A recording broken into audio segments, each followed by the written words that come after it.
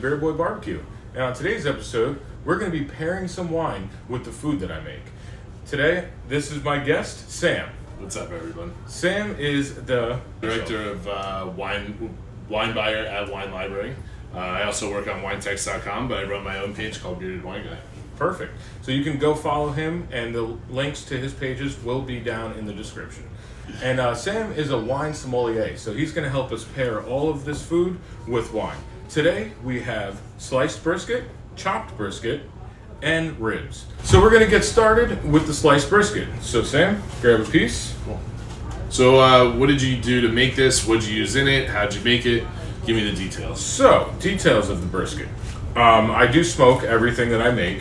You have a pellet smoker. I also use an offset smoker. Today, I did do the brisket on an offset smoker. I used pecan and cherry wood to flavor it. And then the most dominant flavors in my dry rub on today is cayenne, a little bit of chili, and a lot of garlic and onion. So that's what's going to come out a lot in this.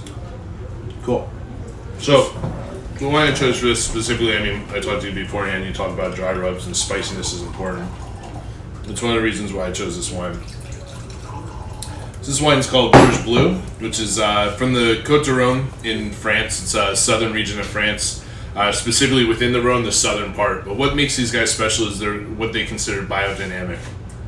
They use no power, no electricity, no tractors, nothing. Everything's hand-picked.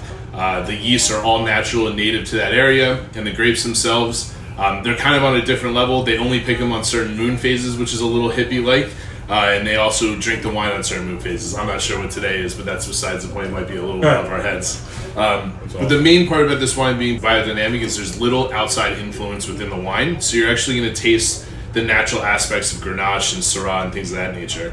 Something with brisket, and you said you smoke a lot. This style of wine is smoky and it's funky and it's barnyardy and it's very deep in flavor. But it definitely has a lot of acidity, and something like sliced brisket has a lot of fat, which is really important. It's super important to taste the food before tasting the wine, because the tannins and the structure of wine will actually latch to the meat that's stuck in your mouth, which is cool. So now, just out of curiosity, before we move on, what's the best approach to making sure that your food and your wine makes sense on your palate? Like you said, we should taste it first so that we know. But right now, my next step. So the one thing is, you taste it first because there's fat and everything that coats your mouth. That's why you have lingering flavors when you eat. Yeah. And wine latches to that. One of the hard people don't like red wine a lot of times because it dries out your mouth and it causes this kind of like structural weird thing. You don't like it. But what tannins do in the structure of the wine is latches onto things like fat. So when you're eating something like this and then tasting a wine like this, the wine will actually latch onto the fat instead of your mouth, and that's why a pairing like this works really well. Awesome. Let me take one more bite. Yeah, for sure. Grab another one too. This stuff is great. Falls right apart in your mouth. Obviously slow cooked. How long did you cook it for? 10 hours. Cheers.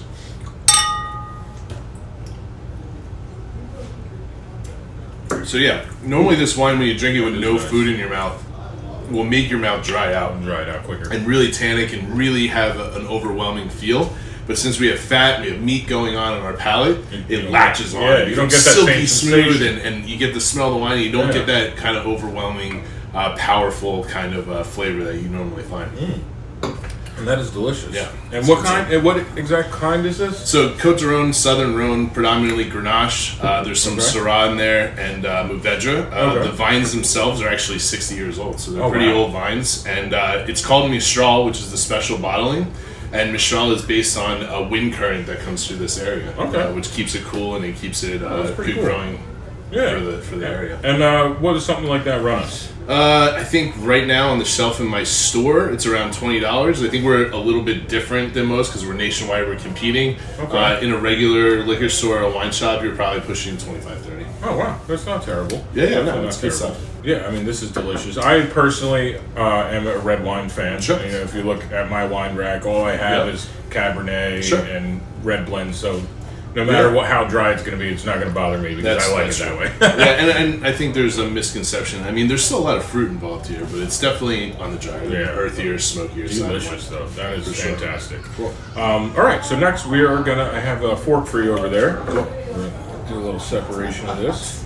We're going to move on to our chopped brisket. Okay, this is from the same exact brisket, but now the differences is that it's a different part of the brisket, where this is only from the point muscle, so it is a lot more tender, and there's also some barbecue sauce mixed in with it to make it a little sweeter. That's really good. So the second wine, we're going to white wine. I know you mentioned you're more of a red wine fan, but I think you'll actually enjoy this. This is Saintsbury Chardonnay Sonoma. This is actually my first time ever visiting California for work. It was one of the first wineries I ever visited. I mean, if you've ever been to Dave's house, the winery is literally the size of your house. It's super small. Okay. Family owned. There's one guy that makes the wine. There's 3 people that work the vineyards, and that's pretty much it. They only make a couple thousand cases of wine a year, but they're considered one of the better producers in Sonoma. So you mentioned barbecue sauce.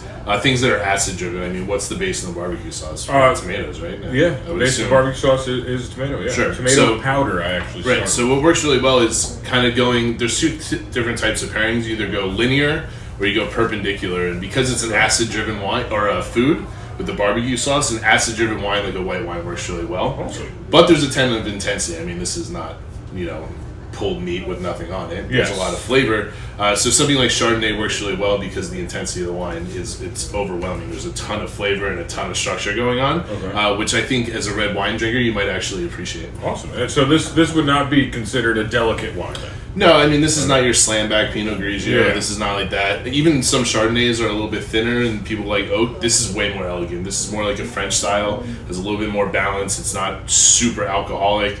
It's a really old school style of white wine, which is cool. Awesome. I'm going to take one more quick bite. I like to do the wash down method. That's right. Cheers. Cheers.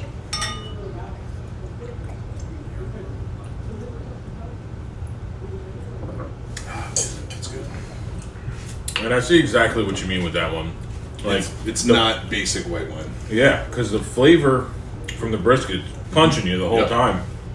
And you taste every bit of the wine after, which is a huge sign because I'm sure something like Pinot is you're not going to taste it. Right. I mean, and that also, there's complexity and there's acidity. The acidity is what keeps your mouth watering, and there's natural acidity in this food. There's tomatoes. Tomatoes are one of the highest acid fruits / vegetables, whatever you want to call it. And having a higher acid wine, which is normally white wines, goes really well with something like that because intense flavor. Clean that palate in one shot with intense wine, and it works really well. Yeah, I mean that tastes amazing with it. Yeah, it's good stuff. Yeah, that's good. Awesome, it's delicious. All right, well now we're gonna move on to the rib. So the dry rub that I use in my rib is pretty sweet. Okay, we do have turbinado sugar, white sugar. We do also have a lot of garlic and onion powder in there, paprika, a little bit of cayenne, some spice to bring in there. But in my cooking process, I use more brown sugar, butter, honey. So I focus on sweetness with my ribs. Sure. So these are definitely gonna, definitely hit you hard with the sweetness. Cool. And are these slow cooked as well? These are also slow cooked. They're like about 3 hours. These are definitely not as long as a brisket. I know I had one earlier and it literally couldn't even stay on the meat. It was a mess, which is a good sign. Yeah. Cool. So let's try it. Awesome. First, let's take it one bite. So good.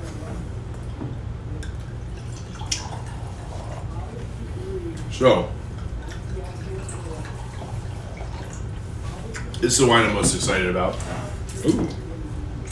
Especially for something like ribs. When I messaged you yesterday, I think it was, and you said lots of spice, lots of garlic, things of that nature, and a little bit of that way of that Italian style with those kind of spices and the garlic and stuff, but being very American. But this wine is an Etna Rosa. Okay. So this is Villa Grande, Etna Rosa, literally grown on Mount Etna, which is the oldest volcano in all of Europe, and it's an active volcano. Oh, wow. And what that makes important about this wine is that it's grown completely on volcanic soil. So when you smell this wine and you taste this wine, the smokiness doesn't come from any outside influence. They don't do anything to the wine. It's specifically from where the ground is just grown. from the ground. Wow. It's literally that's translated in chemical compounds from the soil all the way through the vine, into the grape, into the bottle, and then into your glass. That is really cool. So, actually. you know, you mentioned you smoking everything. Smoke. Smoke is a good pairing. This has got a lot more body than the other two wines that we tasted. Okay. Which is important because I think the ribs have a lot of fat in them. Yeah. And the body needs to cut through that fat. And as it's in my mouth, I can feel the fat coating my mouth, which is perfect for this wine. Awesome. So, yeah. Now, is there like a breakdown of like what kind of grapes? So Edna Rosa is usually a blend. This one's a blend of a bunch of different grapes. It's not necessarily one thing. Okay. They're all usually indigenous from Sicily and southern Italian styles. Oh, wow. Most Edna Rosas are blends. There's a couple of them that'll do single varietals, but a wine like this that's super approachable and made at a very high quality is usually a blend of a bunch of different things, which is cool. Sounds good to me. For sure. Which lays more on the winemaker more than it does on the grapes, which is cool. Yeah. The ribs are so good, bud. You're gonna mess with your wine glasses. Real quick, before we go in on this sip, why do we swirl?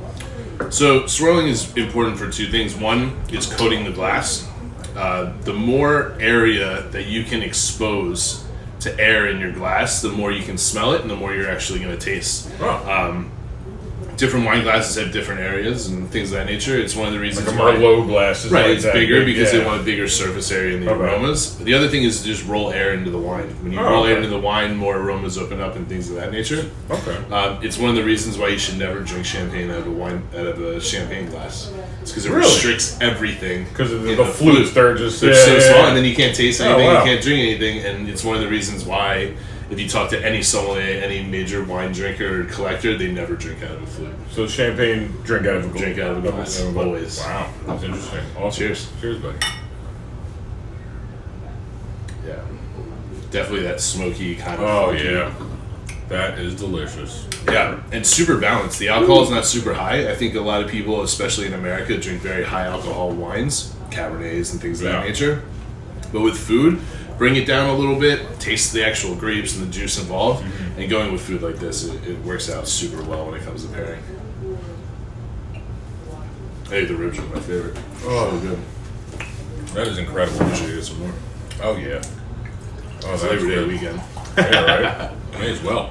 For sure. What does something like this run? Something like this is, I think, at my store, around $18. Nothing crazy. not bad. No, I mean, it's one thing. I think there's an assumption of wine's expensive to get good wine. And areas like Edna Rosa, Côte d'Arones, smaller areas that not a lot of people know about, you get really good wine. South America is a really good example of that. You get really high quality wine for a quarter of the price that you'll get from Napa Valley or somewhere else. That's awesome, man. For sure. I gotta say, you did, just to do an overview, you know, the white wine did surprise me because I'm not a white wine drinker at all. Sure. That is delicious. And maybe the certain type of food with the Could wine be that too. could help for sure.